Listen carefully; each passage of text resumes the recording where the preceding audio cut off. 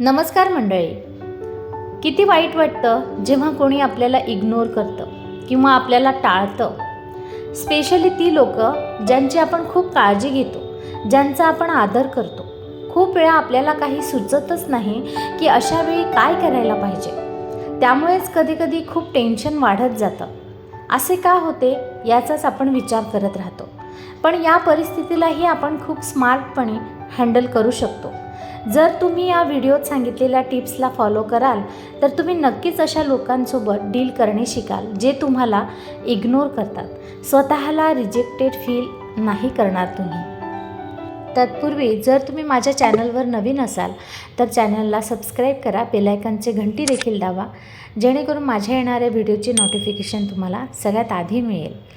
तसेच व्हिडिओ आवडल्यास लाईक करा, शेअर करा.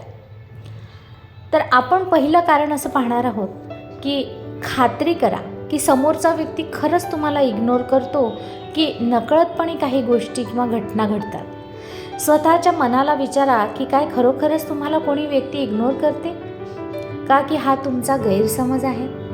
कधी कधी आपल्याला असे वाटते, पण खरं तर परिस्थिती वेगळीच असते. याला कारण आपली जास्त विचार करण्याची सवय असते किंवा इनसिक्युअर फिलिंग असते आपली. लोक आपल्याबद्दल असंच वागत असतील, आपल्याबद्दल असंच बोलत असतील, कोणी हसलं तर मग ते आपल्यालाच हसले असतील, अशी मनाची आपण धारणा करून घेतो किंवा आपण त्या परिस्थितीला चुकीच्या दृष्टीने निरीक्षण करतो. नेहमी लक्षात ठेवा की प्रत्येक व्यक्ती वेगळा असतो आणि तो आपल्यासारखेच विचार ठेवतो असे नाही. कधी कधी आपण त्या व्यक्तीबद्दल असे समजतो आणि त्या व्यक्तीला काही पडलेलं नसतं. ती त्याच्या कामात व्यस्त असते, तिच्या टेन्शनमध्ये असते, जे की ती व्यक्ती आपल्यासोबत शेअर करू इच्छित नाही. तर खात्री करा, आधी क्रॉस चेक करा की खरंच तुम्हाला कोणी व्यक्ती इग्नोर करते का, हा तुमचा गैरसमज आहे की मनाचा एक भ्रम आहे. दुसरं आहे, त्यांना त्यांच्या गरजेनुसार स्पेस द्या, मोकळीक द्या त्यांना. प्रत्येक व्यक्तीच्या काही वेगवेगळ्या कामांच्या गरजा असतात. तुम्ही सततच त्यांना बांधून ठेवू नका, तुमच्या प्रेमापोटी म्हणा किंवा मायेपोटी म्हणा. कारण तुम्ही काळजीपोटी, प्रेमापोटी त्यांच्या कामात लुडबुड करता, मागे पुढे करता, त्यांच्याजवळ घुटमळता. तुम्हाला वाटतं की ते तुमच्यापासून दूर ना जावं, पण खरं तर हीच अति काळजी त्यांना तुमच्यापासून दूर करते. प्रत्येकालाच त्याची स्वतःची स्पेस द्या, मोकळीक द्या. त्याचे काम त्याच्या मनाने रिलॅक्सपणे करू द्या. त्याच्या जबाबदाऱ्या स्वतःच पाहू द्या. तुम्ही काळजीपोटी, प्रेमापोटी दररोज खूप कॉलही करू नका. त्यांना तुम्हाला मिस करू द्या. जर त्यांना तुमची खरंच गरज असेल तर ते तुमच्यासाठी काहीतरी एफर्ट नक्कीच दाखवतील. पुढचा मुद्दा आहे, गरज दाखवू नका. बऱ्याचदा तुम्ही नो कॉन्टॅक्ट परिस्थितीमध्ये जेव्हा असता तेव्हा हे लक्षात ठेवा की तुम्ही खूप निडी किंवा गरजवंत होऊ नका. उदाहरणार्थ, समोरच्यालाही जाणीव होऊ द्या की तुम्ही त्याला कॉन्टॅक्ट करणं बंद केलं आहे, तर तो तुम्हाला कॉल करेल किंवा कॉन्टॅक्ट करण्याचा प्रयत्न करेल किंवा मेसेज करेल, तर तुम्ही लगेचच उत्तर देऊ नका. तुमची व्हॅल्यू त्याला कळू द्या.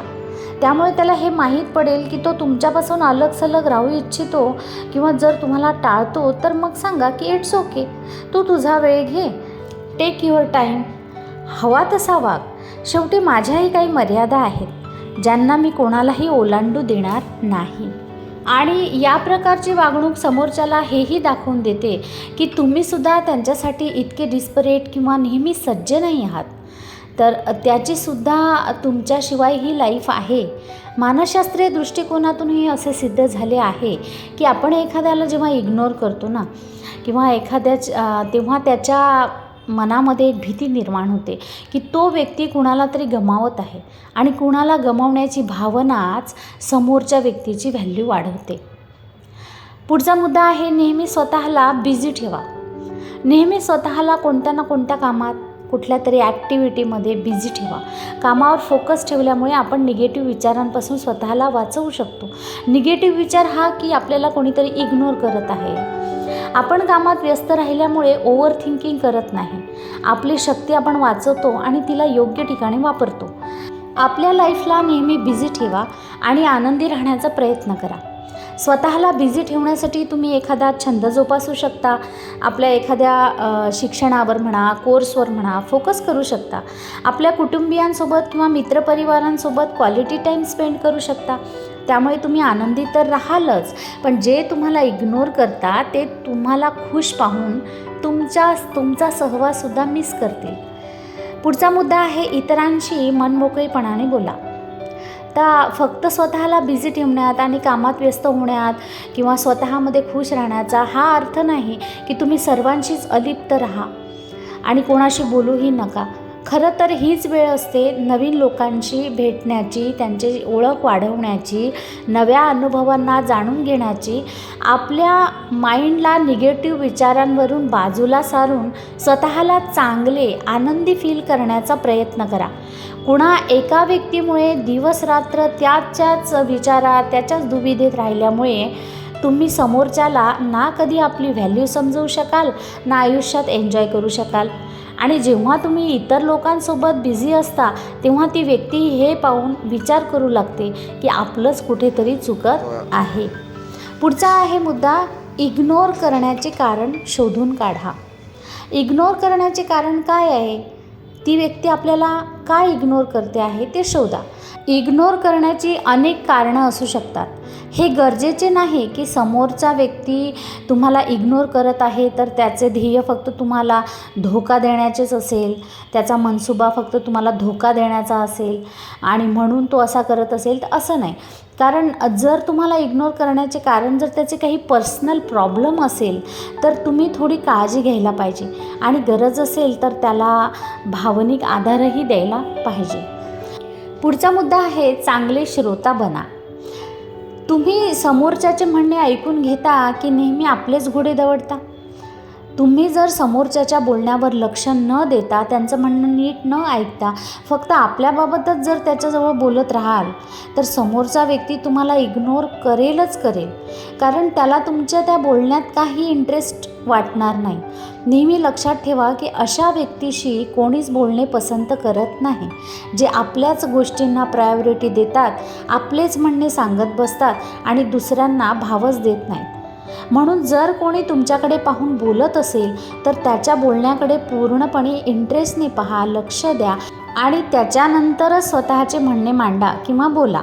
त्यामुळे समोरच्यालाही वाटेल की तुम्ही त्याचे बोलणे टाळले नाही तर मन लावून नीट ऐकले, त्याला प्रतिसाद दिला, तोही तुम्हाला तितक्याच अटेन्शनने ऐकेल. उदाहरणार्थ असं की तुमचा एखादा मित्र एखादा कार्यक्रम करून आला आणि त्याने त्याच्यामध्ये पार्टिसिपेट केलं, तर त्या कार्याबद्दल तो तुम्हाला सांगू लागला आणि त्याला मध्येच तोडून तुम्ही किती छान मूव्ही पाहिली आहे हे जर सांगत बसलात आणि त्याला चांगली कॉम्प्लिमेंटही दिली नाही, त्याच्या कार्याची दखलही घेतली नाही, त्याचं कौतुकही केलं नाही आणि त्याला नीट ऐकूनही घेतलं नाही, तर तो तुम्हाला पुढच्या वेळेस त्याच्या कुठल्याच गोष्टी शेअर करणारच नाही, तुम्हाला इग्नोर करेल. हे समजून की हा काही कामाचा नाही. तर अशी सवय सोडा, एक चांगले श्रोते देखील बना. आशा करते व्हिडिओमधले विचार तुम्हाला नक्कीच आवडतील. व्हिडिओ आवडल्यास नक्की लाईक करा, शेअर करा, सबस्क्राईब करा. धन्यवाद.